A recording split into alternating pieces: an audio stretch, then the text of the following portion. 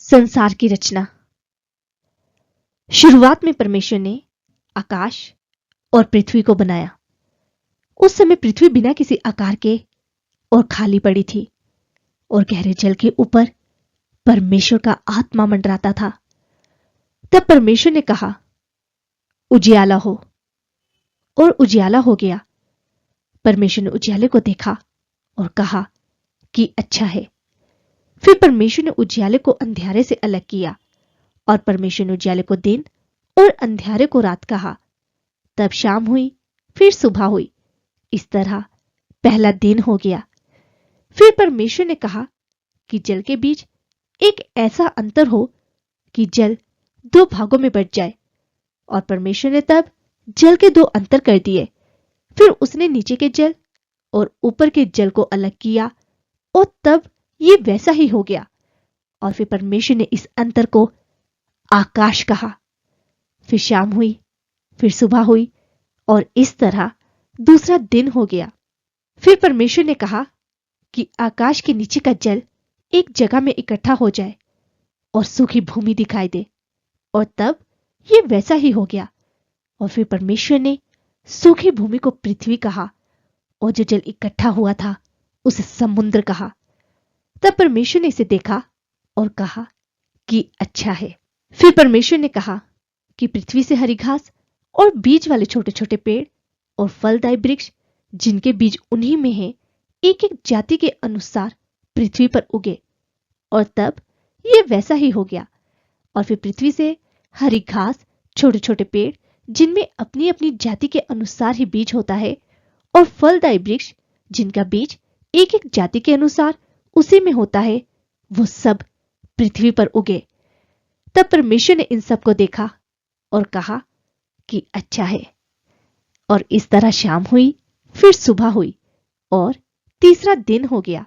फिर परमेश्वर ने कहा कि दिन को रात से अलग करने के लिए आकाश के अंतर में बड़ी ज्योतियां हों और वे चिन्हों, समयों, दिनों और वर्षों के अनुसार हो।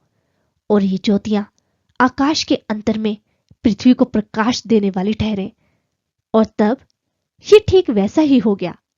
और इस तरह परमेश्वर ने दो बड़ी ज्योतियां बनाई। उनमें से बड़ी ज्योति को दिन पर राज करने के लिए और छोटी ज्योति को रात पर राज करने के लिए ठहराया। और फिर परमेश्वर ने तारों को भी बनाया। परमेश्वर ने उनको आकाश के अंतर में इसलिए रखा कि वे पृथ्वी पर प्रकाश दें। और तब परमेश्वर ने इन्हें देखा और कहा कि अच्छा है। और इस तरह फिर शाम हुई, फिर सुबह हुई और चौथा दिन हो गया। फिर परमेश्वर ने कहा कि पानी जीवित प्राणियों से बहुत भर जाए और पक्षी पृथ्वी के ऊपर आकाश में उड़े।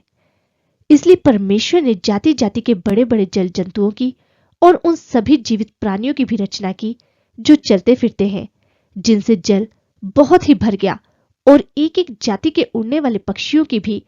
तब परमेश्वर ने सृष्टि की। और फिर परमेश्वर ने इन्हें देखा और कहा कि अच्छा है। फिर परमेश्वर ने उनको ये कहकर आशीष दी कि फूलो, फलो और समुद्र के जल में भर जाओ और पक्षी पृथ्वी पर उड़े।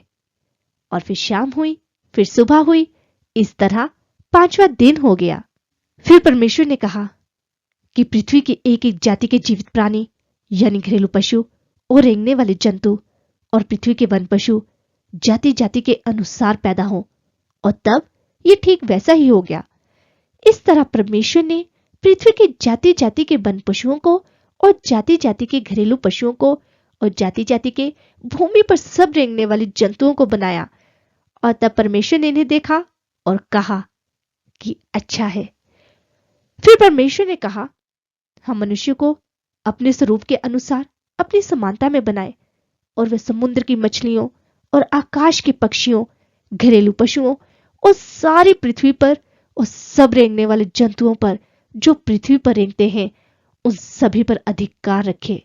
तब परमेश्वर ने इंसान को अपने स्वरूप के अनुसार उत्पन्न किया, और अपने ही स्वरूप के अनुसार परमेश्वर ने उसकी रचना की और उन्हें नर और नारी करके कहा। फिर परमेश्वर ने उनको ये कहकर आशीष दी कि फूलो, फलो और पृथ्वी पर भर जाओ और उसको अपने वश में कर लो, और समुद्र की मछलियों और आकाश के पक्षियों और पृथ्वी पर रेंगने वाले सब जंतुओं पर अधिकार रखो। और फिर परमेश्वर ने उनसे कहा, सुनो, जितने बीज वाले छोटे छोटे पेड़ सारे पृथ्वी के ऊपर हैं, जितने वृक्षों में बीज वाले फल होते हैं, वे सब मैंने तुमको दिए हैं, वे सब तुम्हारे भोजन के लिए हैं। और जितने पृथ्वी के पशु, आकाश के पक्षी और पृथ्वी पर रेंगने वाले जंतु हैं, जिनमें जीवन के प्राण हैं, उन सबके खाने के लिए मैंने सब हरे हरे छोटे पेड़ दिए हैं।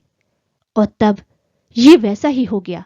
तब परमेश्वर ने जो कुछ बनाया था सबको देखा और कहा कि अच्छा है। फिर शाम हुई, फिर सुबह हुई, इस तरह छठा दिन हो गया।